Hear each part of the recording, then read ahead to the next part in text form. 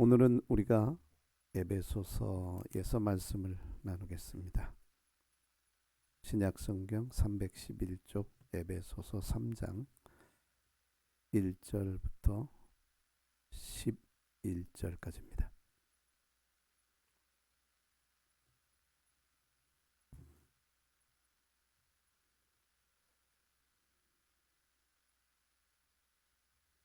제가 읽겠습니다. 3장 1절부터 11절입니다. 이러므로 그리스도 예수의 일로 너희 이방인을 위하여 갇힌 자 된 나 바울이 말하거니와 너희를 위하여 내게 주신 하나님의 그 은혜의 경륜을 너희가 들었을 터이라. 곧 계시로 내게 비밀을 알게 하신 것은 내가 먼저 간단히 기록함과 같으니 그것을 읽으면 내가 그리스도의 비밀을 깨달은 것을 너희가 알 수 있으리라. 이제 그의 거룩한 사도들과 선지자들에게 성령으로 나타내신 것 같이 다른 세대에서는 사람의 아들들에게 알리지 아니하셨으니 이는 이방인들이 복음으로 말미암아 그리스도 예수 안에서 함께 상속자가 되고 함께 지체가 되고 함께 약속에 참여하는 자가 됨이라. 이 복음을 위하여 그의 능력이 역사하시는 대로 내게 주신 하나님의 은혜의 선물을 따라 내가 일꾼이 되었노라. 모든 성도 중에 지극히 작은 자보다 더 작은 나에게 이 은혜를 주신 것은 측량할 수 없는 그리스도의 풍성함을 이방인에게 전하게 하시고 영원부터 만물을 창조하신 하나님 속에 감추어졌던 비밀의 경륜이 어떠한 것을 드러내게 하려 하심이라. 이는 이제 교회로 말미암아 하늘에 있는 통치자들과 권세들에게 하나님의 각종 지혜를 알게 하려 하심이니 곧 영원부터 우리 주 그리스도 예수 안에서 예정하신 뜻대로 하신 것이라. 아멘.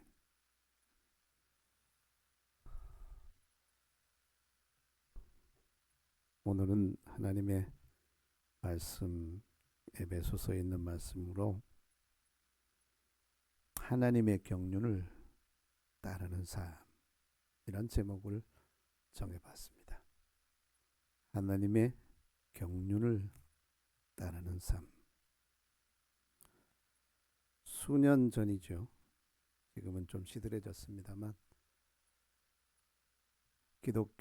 한국 기독교를 휩쓸었던 하나의 책이 있었습니다. 그 제목은 목적이 이끄는 삶이란 것이었어요.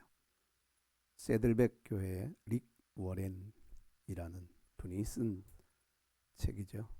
그 교회에서 사용하고 있는 성경 공부 교재를 출판을 해서 많은 사람들이 참 유익하다라고 생각하고 이제 교재로 도입을 해서 가르쳤던 내용입니다.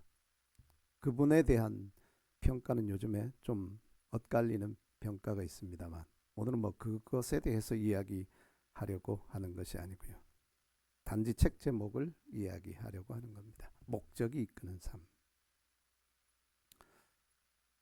사람들이 별로 생각하지 않았던 방향이죠.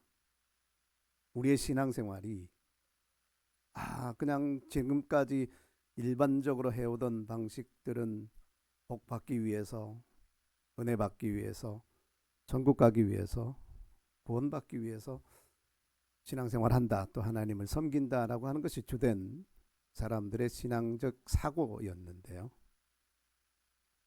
하나님께서 우리를 부르신 목적이 있다. 좀 더 근원적으로 가면 하나님께서 우리를 지으신 목적이 있다.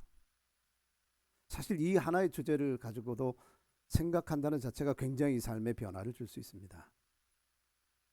우리의 인생이 또 우리의 신앙이 내가 누군가 하는 나의 정체성이 굉장히 혼란을 겪는 시대가 우리 각자 개인에게 다 있습니다. 나는 누구냐? 나는 어떤 의미를 가지고 이 세상에 태어났을까? 많은 사람들이 하나님을 만나게 되면 그 이유를 어느 정도 발견을 하지만 그렇지 않은 경우에는 그냥 다른 사람들이 사는 방식대로 자기 나름대로의 꿈을 키우고 야망을 가지고 살면서 또 그것을 성취하고 때로는 성취하지 못하고 좌절하고 그렇게 하면서 한 인생을 보내게 됩니다. 하나님을 최소한 만난 사람들, 하나님의 뜻을 충분히 다 알지는 못한다 할지라도 하나님께서 세상을 창조하셨구나. 그러면 하나님께서 나도 창조하셨구나. 그러면 내가 이 세상에 존재하게 되는 이유가 분명히 있을 것인데 그 이유가 무엇일까를 탐구하게 되고, 그렇게 하다 보면 그래도 삶이 상당히 방향성을 잘 가지고 또 인생의 목적을 잘 정하고 어느 정도 나갈 수가 있습니다. 그러나 중요한 것은 우리가 이것에 대해서 좀 더 신중하고 좀 더 진지하게 하나님의 목적에 대한 것을 발견하기 위해서 추구하고 또 찾고 또 그 안에서 발견하고 또 거기에 동참하고 나가는 것이 대단히 중요하다는 생각을 합니다.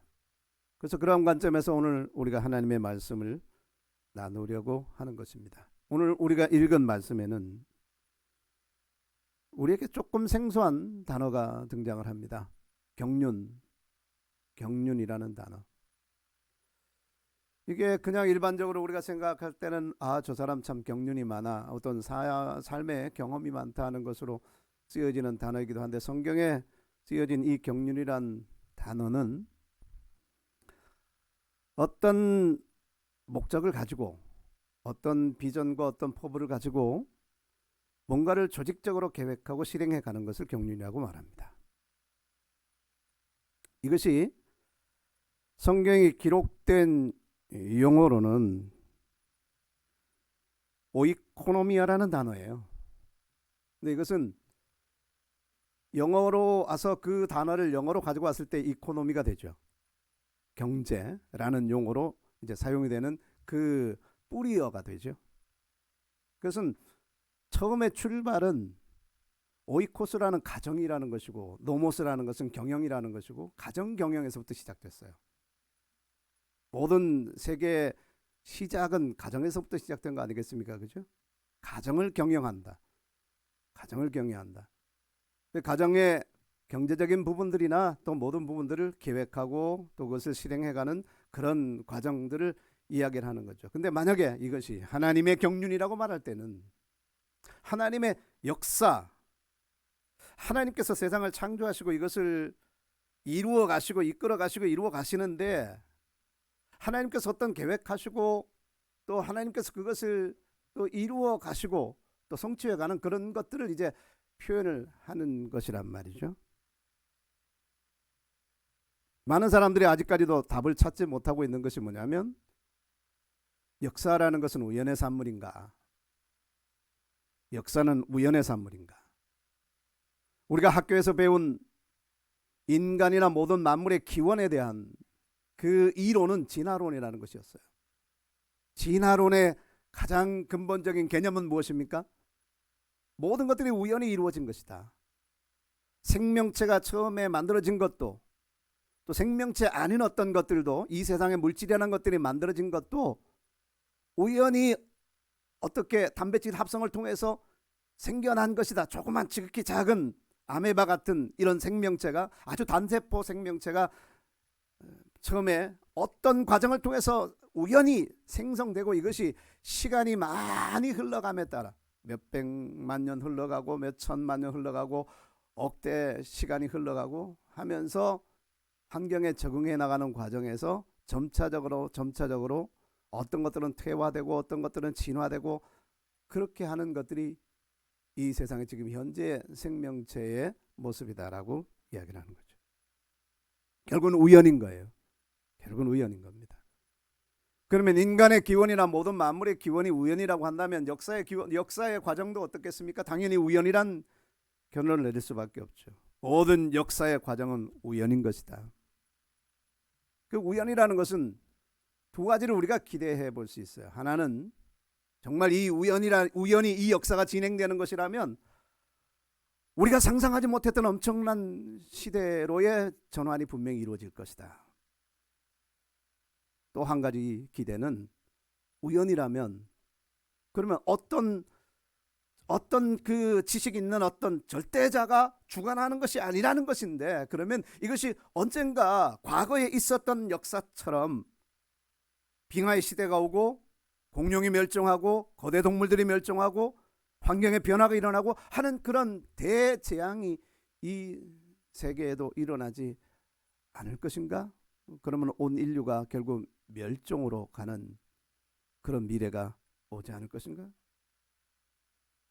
전자에 말했던 것은 사람들에게 상당히 기대하는 내용이지만 기술의 발전으로 이루어낼 어떤 진화, 한 단계 넘어선 진화. 그러나 후자에 있는 것은 대단히 사람들을 불안하게 하는 것이에요. 그러면 역사는 우연히 이루어지는 것인가? 또 한 가지 우리가 생각해 볼 수 있는 것은 정반대의 것이죠. 그러면 모든 역사는 다 정해진 것인가? 이 세상에서 일어나고 있는 모든 일들, 모든 세계의 역사나 각 국가의 역사나 개인의 역사는 다 일일이 정해진 것인가? 어떤 절대자에 의해서 다 정해진 것인가? 우리가 그렇다라고 말할 수가 없죠. 그런 것이라면, 다 정해진 것이라면 인간이 잘못하더라도 그 책임을 인간에게 묻을 수는 없는 거잖아요. 왜냐하면 정해진 것대로 가는 것이니까. 내가 아무리 애쓰고 노력한다 해도 결국은 내 인생은 정해진 대로 흘러갈 것 아니냐 이거죠. 그러면 내 인생이 잘못되든 내 인생이 잘 되든, 잘 되는 것도 결코 자랑할 것이 아니고 잘못되는 것도 결코 죄책감을 느낄 필요가 없는 정해진 대로 흘러가는 것 아닌가. 이 두 가지 질문은 결국은 아니요입니다. 대답이. 그러면 이 역사를 우리가 어떻게 이해를 해야 되느냐? 큰 틀에서 역사의 방향과 목적에 있어서, 그리고 그 결과에 있어서 누군가가 정했습니다. 누군가가 정했어요. 그 누군가가 바로 하나님이란 존재인 거예요.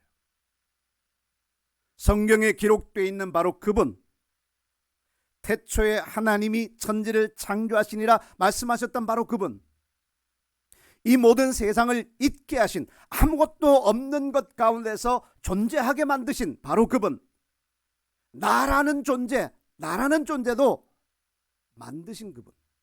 그렇다고 해서 하나님이 저와 여러분들을 직접적으로 하나하나를 빚어낸 것은 아닙니다. 하나님은 첫사람 둘을 만들어 놓고 그 생육하고 번성하는 시스템 속에서 그 창조 안에 우리를 이 세상에 있게 만드신 겁니다. 하나님께서 우리를 만드셨습니다. 그리고 만들고 나서 우리가 어떻게 살든지, 이 세상이 어떻게 진행되든지 그 모든 과정들을 하나님께서 그냥 방치해 놓은 것입니까? 결코 그렇지는 않습니다. 에베소서에서 말씀하고 있는 것에 대단히 중요한 어떤 요소는 뭐냐 하면, 창세 전부터 하나님께서 이 세상에 이 모든 것들을 만들기 이전부터, 아무것도 존재하지 않던 그 시점부터 하나님은 뭔가 그 마음속에 계획을 가지고 있었다. 그것을 뭐라고 표현하느냐? 성경에서 예정이라고 표현을 합니다.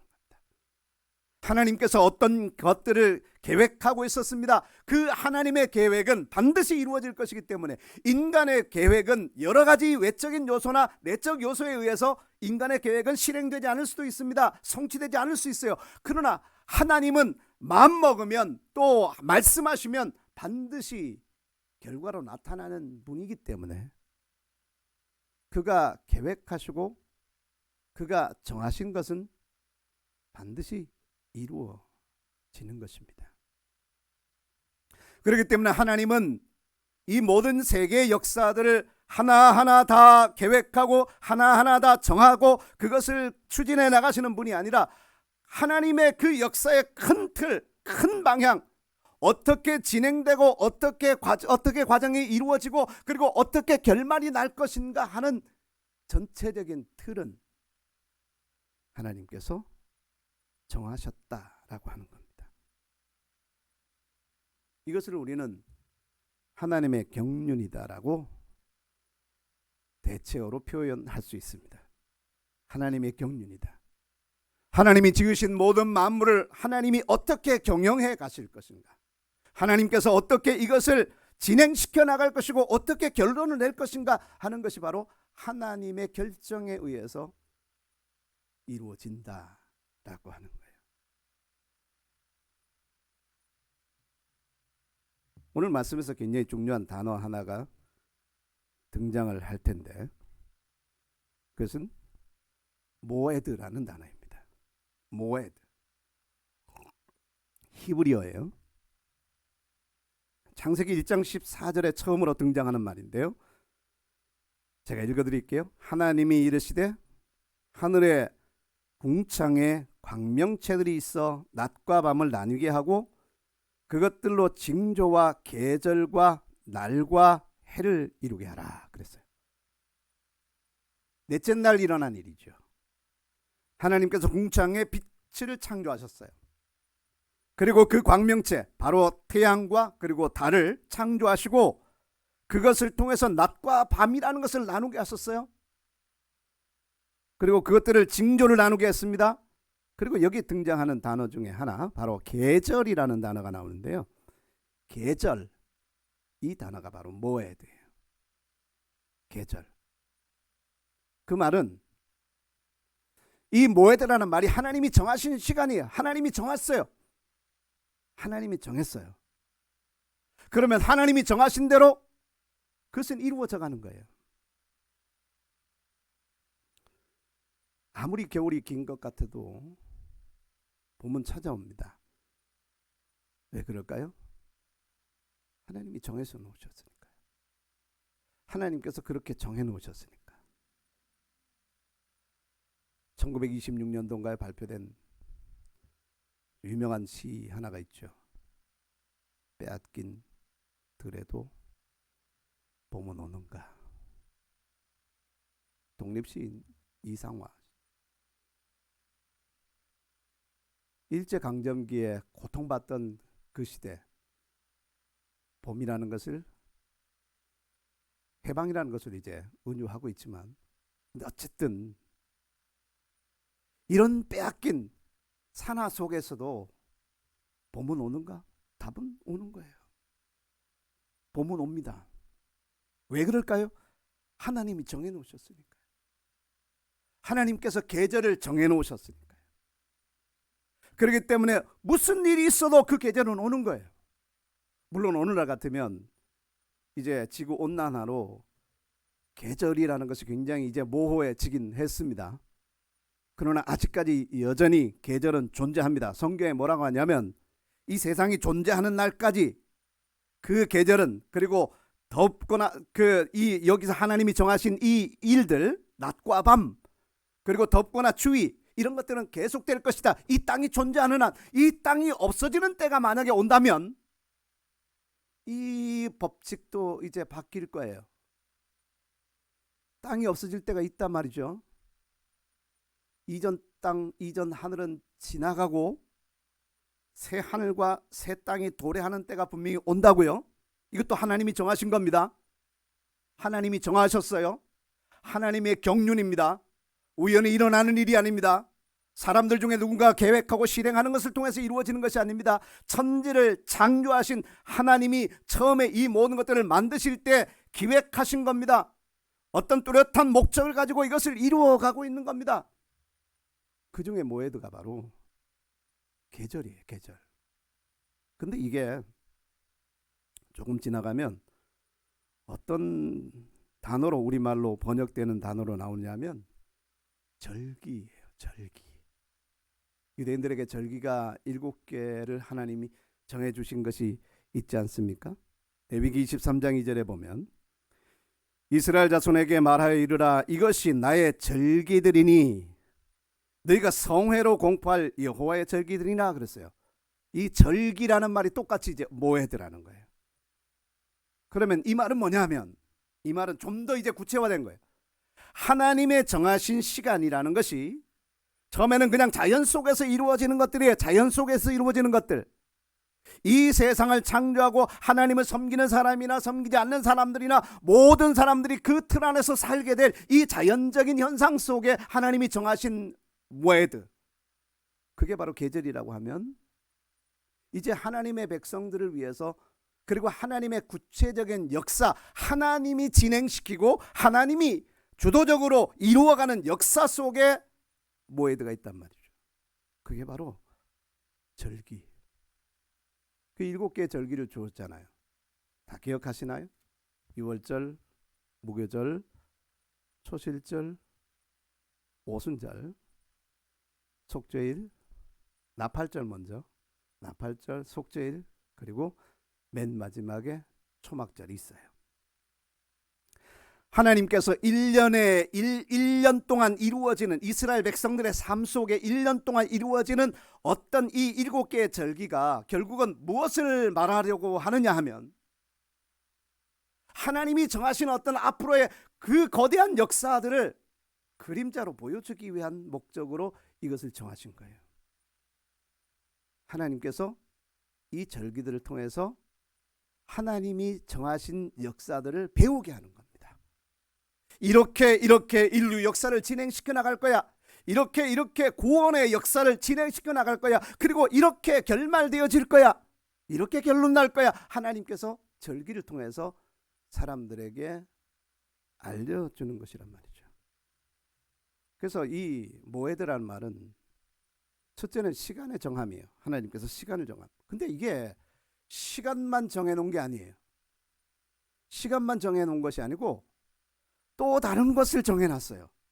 거기에도 이 모에드라는 단어를 쓴단 말이죠. 그게 뭐냐 하면 성막에 대한 이야기를 계속 하게 되는데요.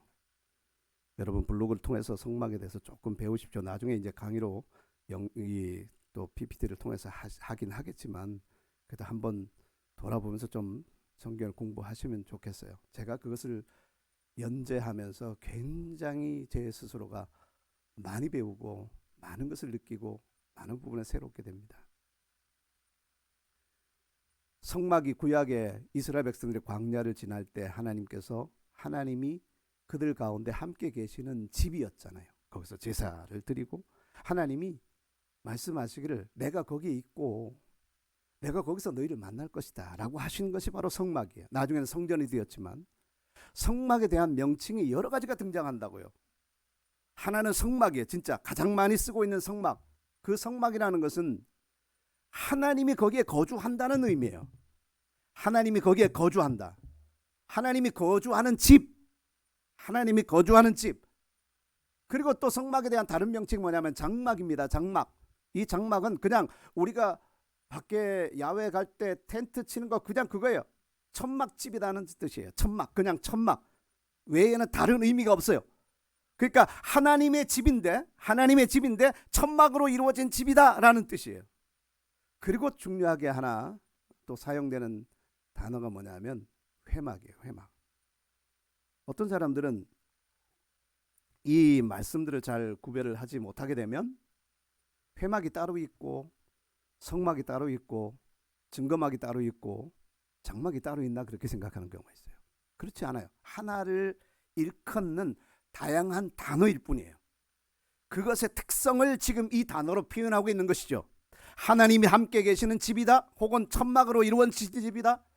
그리고 또 하나님의 증거의 물품들이 그 속에 들어있는 집이다. 그래서 증거막이라고 하는 것이고. 근데 여기에 우리가 오늘 보려고 하는 단어는 바로 뭐냐면 회막이에요. 회막. 회막이라는 것은 모일 회자예요. 한자로는 모일 회자. 모이는 천막집이라는 거죠. 모이는 천막집. 발음도 비슷해요. 모에드, 오헬 모에드예요. 오헬 하면 천막이란 뜻이에요. 천막집이란 뜻입니다. 모에드 그러면 아까 우리가 말했던 그 단어예요. 시간을 정해놨다는데 왜 여기에도 이게 해당이 될까 의아하잖아요. 절기, 계절 그거하고 무슨 상관이 있어서 지금 오헬 모에드라는 말을 성막에다 쓰고 있을까? 그것을 뭐라고 번역했냐면 이제 회막이라고 번역한 거예요. 그 의미를 다시 한번 우리가 살펴보면 시간만을 정하는 것이 아니고 정하는 모든 것들이에요. 하나님이 정하는 모든 것들. 하나님께서 시간을 정합니다. 하나님께서 장소를 정합니다. 하나님께서 거기에 사건을 정합니다. 하나님께서 거기에 어떤 일들이 이루어질 내용을 전합니다. 그리고 하나님께서 거기에 그 내용의 결과를 미리 정합니다. 정한 집이에요. 정한 집.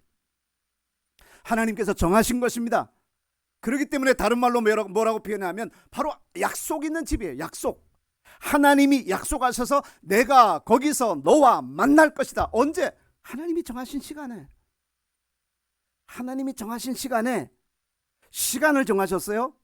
하나님이 정하신 장소에 온 세계 가운데서 유일한 한 곳, 이것이 나중에는 예루살렘이라는 곳으로 정착되었습니다마는 광야를 이동할 때는 장소가 정해진 것이 아니라 바로 그 집이 있는 곳이 바로 하나님이 만나는 장소인 거예요. 하나님의 약속 장소. 여기서 너랑 만난다. 여기서 너랑 만난다. 언제 만나느냐? 모든 절기 때마다 만나겠다는 거예요. 모든 절기 때마다. 그래서 하나님이 절기에 성회를 하고, 성회라는 것이 뭐예요? 거룩한 모임으로 다 모여라. 다 모여라. 이스라엘의 모든 남자들은 다 모여라. 다 예루살렘으로 올라와라. 3번 올라와라고 했는데 이 3번이 전부 다 이 절기가 다 포함되는 거예요. 묶음이란 말이죠.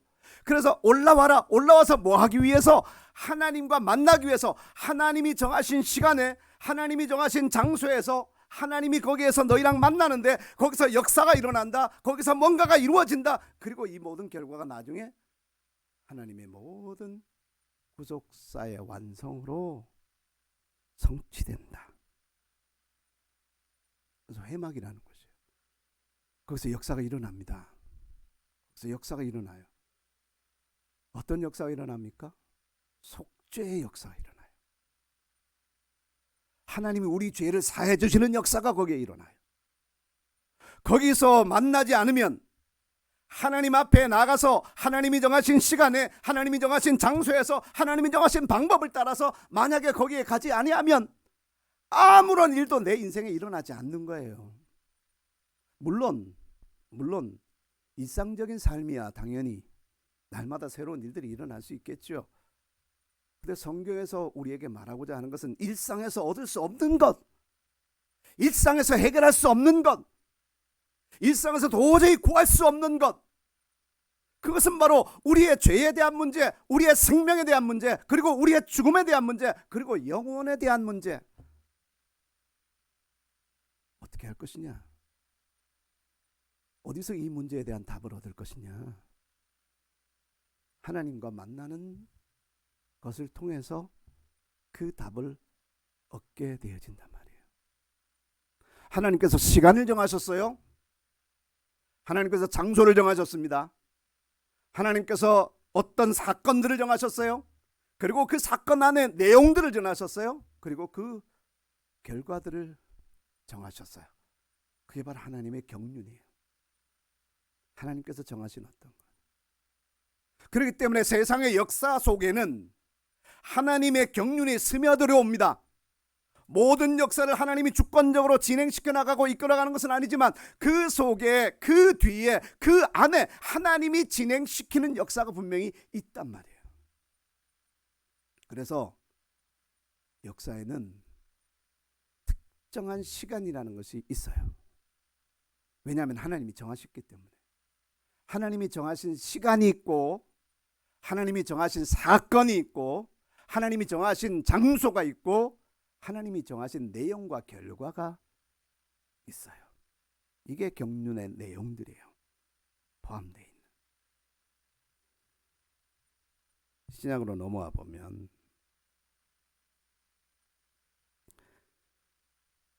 갈라디아서의 4장의 4절에 보면 이런 말씀이 기록되어 있어요. 때가 참해. 때가 참해. 하나님이 그 아들을 보내서 여자에게서 나게 하시고 율법 아래 나게 하신 것은 율법 아래 있는 자들을 속량하시고 우리로 아들의 명분을 얻게 하려 하십니다. 때가 참해. 하나님이 정하신 시간이 왔다는 거예요. 하나님이 정해놓은 시간이 지금 어떤 사건들이 이루어질 것이라는 거예요. 그 사건의 내용이 있고 그 사건을 통해서 우리에게 와지는 결과가 있다는 거예요. 인류 역사 4,000년 동안 하나님께서 계속해서 말씀해 왔던 구약의 그 역사에서 메시아가 이 땅에 오실 것이다, 내가 구원자가 돼서 너희들 가운데 갈 것이다, 하나님은 계속해서 선지자를 통해서 말씀하셨어요. 언제, 어떻게, 어떤 식으로? 하나님의 말씀을 잘 모르는 사람들은 결국 막연한 생각을 가지고 그 개념만을 붙들고 있는 거예요. 막연한 생각을 가지고 언제, 어떻게, 어디에서 이러한 일들이 일어날 것인가. 그러니까 구약에 하나님의 말씀을 정말 사랑하고 영원한 생명을 사랑하는 사람들은 끊임없이 말씀을 탐구하는 거예요. 오늘 말씀의 결론이 사실은 이것에 포함되어 있어요. 끊임없이 말씀을 탐구하는 거예요. 선지자들도 자기가 말한 것을 탐구하고, 율법 연구자도 성경을 연구하는 사람들 여전히 열심히 탐구하고, 무엇을 탐구하느냐? 하나님의 경륜이 어떻게 진행되고 어떻게 이루어질 것이고 어떻게 완료될 것인지 이걸 계속 탐구하는 거예요. 근데 하나님의 경륜의 시간이 찼어요. 때가 되었어요. 그래서 여자에게서 나게 하셨다. 누구를? 메시아를. 하나님이 장소를 정하신 거예요. 미가서 5장에 보니까 하나님이 베들레헴 에브라다, 바로 그곳에서 이 세상을 다스릴 바로 왕이 나올 것이다. 하나님이 장소를 정하셨어요. 언제? 정해진 시간이 있어요. 사람들에게는 알려지지 않았지만 정해진 시간이 있다고. 하나님이 정하신 시간, 그 때가 찼어요. 그 때가 찼어. 그러니까 하나님이 자기 역사를 시작하는 거예요. 진행시켜 나가는 겁니다. 에베소서 1장에 이런 말씀이 기록되어 있어요. 9절에 보면 그 뜻의 비밀을 우리에게 알리신 것이요 그의 기뻐하심을 따라 그리스도 안에서 때가 찬 경륜을 위하여 예정하신 것이니. 때가 꽉 찼단 말이에요. 때가 왔어요. 하나님의 시간이 왔어요. 하나님이 정하신 시간이 왔어요. 그러면 그 시간이 오면 그 정하신 장소에서 사건은 일어나는 거예요. 역사는 진행되는 겁니다. 거기에서 그 내용들 속에서 하나님이 이루시는 어떤 결과들이 도출이 되는 거예요. 이 때라는 것, 하나님이 정하신 것이 있다, 계획된 것이 있다라고 하는 것을 우리가 아는 것은 굉장히 중요해요. 예수님이 가나에서 혼인잔치에 가셨잖아요. 근데 그의 육신의 이제 모친 마리아가 포도주가 다 떨어졌다, 예수님께 말씀을 해요. 그랬더니 예수님께서 하시는 말씀이 뭐였을까요? 여자여, 무슨 상관이 있나이까? 내 때가 아직 이르지 않았습니다. 때가 안 됐다는 거예요. 정하신 시간이 있어요. 예수님께서는 그 시간 타이밍, 그 타임 스케줄을 따라서 이 땅에서 사신 거예요. 그리고 역사를 진행시켜 나가는 거예요. 하나님에게 분명히 그 타임 스케줄이 있어요. 하나님이 정하신 시간이 있고, 하나님이 정하신 장소가 있고, 하나님이 정하신 역사가 있습니다. 사건이 있어요. 진행되어져 가는 어떤 것들이 분명히 있단 말이에요. 그 아직까지 예수님께서 내 때가 아직 안 됐다라고 하는 거예요. 요한복음 7장 30절에도 보면 이런 말씀이 기록되어 있어요.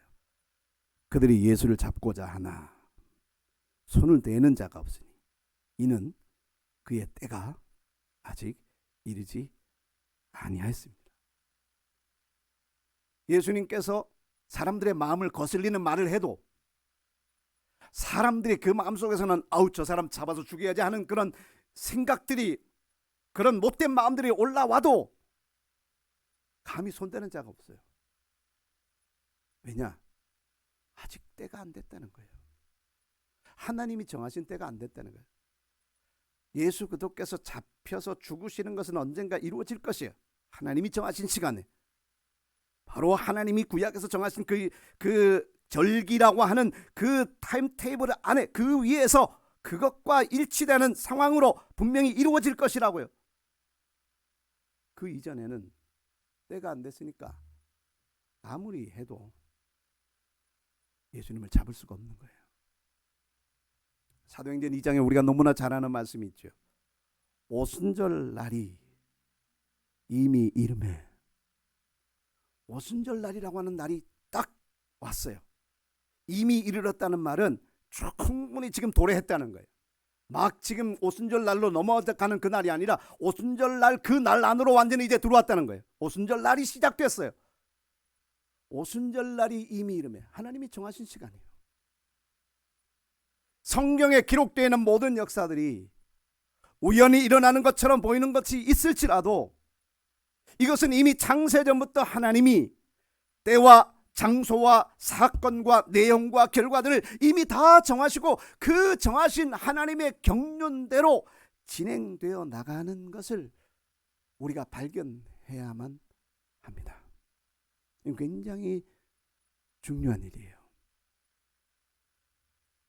예수님께서 승천하시기 전에 제자들을 불러놓고 이렇게 말씀하시죠.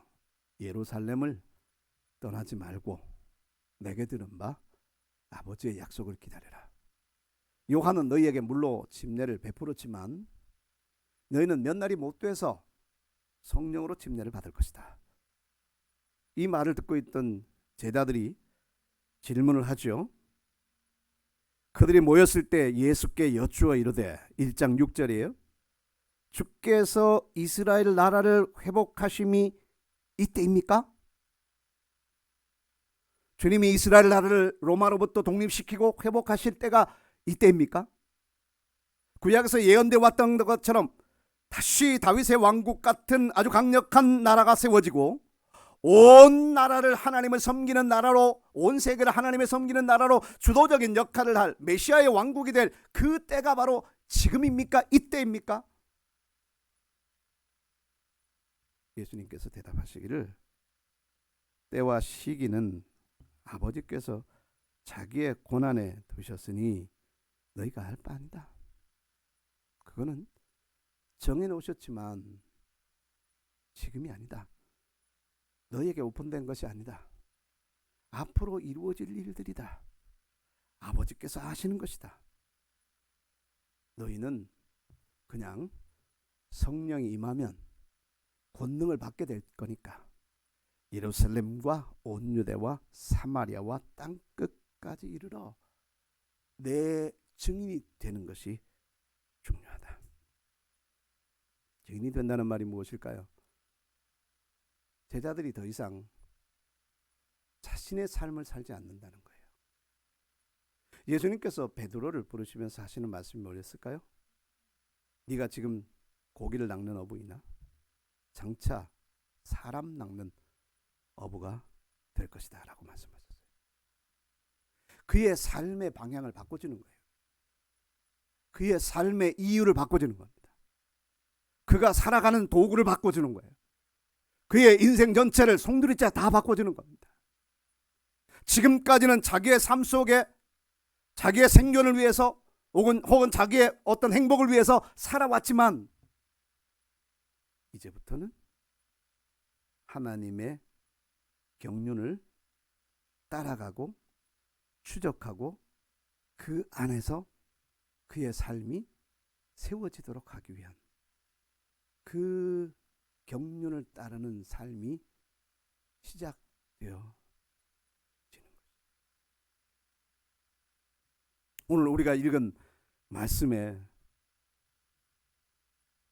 사도 바울이 에베소 교회에 들려주는 이 그리스도의 놀라운 비밀, 유대인들뿐만 아니라 모든 이방인들까지도, 여기에 지금 이 편지를 읽는 대상들은 에베소 사람들이란 말이죠. 이방인들이에요. 원래는 하나님의 백성이 아니고 하나님 앞에 소망도 없었고 우상 숭배하던 사람들이었었고 이 세상을 살아가도 아무런 삶의 의미가 없고 그리고 삶의 결과물도 없는, 그냥 그렇게 하다가 영원한 하나님의 심판대 앞에 나갈 수밖에 없는 그런 인생을 사는 사람들에게 복음을 전하고 그들에게 하나님의 계획을 전달하고 창세전부터 가졌던 하나님의 경륜이 있다. 하나님께서 계획하신 것이 있다. 그것을 여러분 들어보시오. 하나님께서 온 인류를 위해서 가지고 있는 그 영원한 계획, 우리를 죄 가운데서 건져내서 그리스도의 사람으로 만들고 그리고 영원한 하나님의 자녀가 돼서 하나님의 나라와 그 영광을 상속받게까지 하시는 이 하나님의 경륜을 들어보라. 그리고 여기에 동참하라. 여기에 동참하라. 이 하나님의 경륜을 따르라 이것이에요. 이 하나님의 경륜을 따라라. 이 하나님의 경륜을 더 사모하고 이 하나님의 경륜을 더 추적하고 이 하나님의 경륜 안에 너의 삶을 계획하라는 거죠.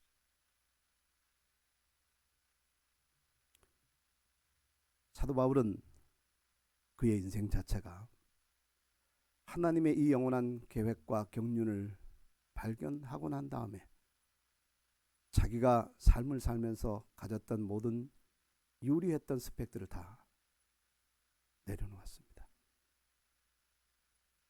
그리고 그의 삶의 방향은 뚜렷하게 재설정됐습니다. 어찌하든지 나는 그리스도 안에서 발견되기를 원한다. 어찌하든지 나는 이 하나님의 경륜에 하나님의 그 영원한 계획에 동참하기를 원한다. 앞으로도 이 역사는 우리가 알지 못하는 방향으로 흘러가는 부분도 있겠습니다만 그러나 결과적으로는 어떻게 결말이 날 것인지는 우리는 알아요. 세상이 멸망한다고요? 멸망할 겁니다. 그러나 끝장나진 않아요. 왜냐하면 성경에 그렇게 말하고 있지 않으니까요. 이 세상에 악이 득세합니까? 할 거예요. 이 세상 모든 사람들을 전쟁의 구렁텅이로 집어넣을 수도 있고 오늘날 우리가 겪고 있는 이 상황보다 더 심각한 팬데믹이 올 수도 있어요. 그러나 결말은 우리가 알아요. 주님이 다스리는 때와 시간이 시작될 겁니다. 주님이 정하신 시간이 오고 있습니다. 주님이 정하신 역사가 진행될 겁니다. 주님이 정하신 결과가 이 땅에 이루어질 겁니다. 그러면 우리가 어떤 삶을 살아야 되는 거예요? 목적이 이끄는 삶이 오늘 말씀의 주제로 조금 변형을 시켜서 하나님의 경륜이 우리를 이끄는 삶으로 내 삶의 방향과 목적을 여기다 두고 그 위에 내 인생을 설계하고 그 위에 내 삶의 계획을 세우는 거예요. 공부의 계획도 이 기본 틀 위에 세우고 결혼과 앞으로의 모든 사업을 하든지 무엇을 하든지 앞으로의 직장을 얻든지 어떤 모든 것들이 이 기본적인 하나님의 경륜을 이루어가고 하나님의 경륜을 따르는 삶의 토대 위에 세워 나가는 것이에요. 우리는 이것을 계속 관심 갖고 따라가고 추적하는 것이 필요합니다. 성경이 이것을 비밀이라고 표현을 했어요. 성경에는 경건의 비밀을 시작으로 아름다운 비밀들이 참 많습니다. 왜 비밀이냐면 감추어 놓았기 때문에 비밀이 아니고, 물론 이전 세대는 사람의 아들들에게 알려주지 않았기 때문에 이전 세대, 바로 예수께서 이 땅에 오시기 전까지는 사람들에게 알려지지 않았던 알 수 없는 비밀이었어요. 알 수 없는 비밀. 그러나 이제는 그리스도께서 오셔서 이것을 드러내셨고 사도와 선지자들에 의해서 복음이라는 것이 사람들에게 계시되고 밝혀졌기 때문에 이제는 숨겨진 비밀이 아닌 거예요. 그런데도 비밀이라는 단어를 쓰고 있는 이유는 이건 계속 우리가 관심 갖고 발견하고 공부하고 추적해야 되는 것에 대해서 우리에게 말하고 있는 거예요. 오늘날 왜 음모론에 빠져 있는 사람들이 있잖아요. 음모론은 지역적인 것도 있고 온 세계적인 것도 있어요. 지역적인 것은 각 나라의 어떤 음모, 뭐 기업의 음모, 정부의 음모, 여기서부터 출발해서 온 세계 뭐 그림자 정부, 이것에 대한 음모론 굉장히 많잖아요. 이것에 한번 몰입된 사람들은 그냥 그것을 찾는데 일생을 다 쏟아요. 그리고 그것을 찾는 것으로 끝내지 않고 그것을 사람들에게 알리고자 하는 거예요. 야, 이런 엄청난 일이 지금 벌어지고 있어. 야, 어마어마한 일이 벌어지고 있어. 이것은 무엇이냐? 성경에서 그것에 대해서도 말한 것이 있어요. 그게 불법의 비밀이에요. 진짜 세상을 지배하려고 하는, 세상을 망가뜨리려고 하는 어떤 자들의, 욕심 있는 자들의 그런 그룹에, 그런 사람들이, 그런 세력들이 있다. 그것을 지금 진행시켜 나가고 있다. 사실이에요.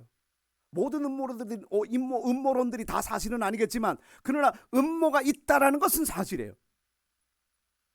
이거는 세상을 파괴시키려고 하는 어둠의 비밀이에요. 그런데 세상을 구원코자 하는 거룩하고 경건한 비밀이 있습니다. 그것은 하나님이 그리스도 안에서 진행시켜 나가는 하나님의 경륜이에요. 하나님은 이 일을 이루어가고 있습니다.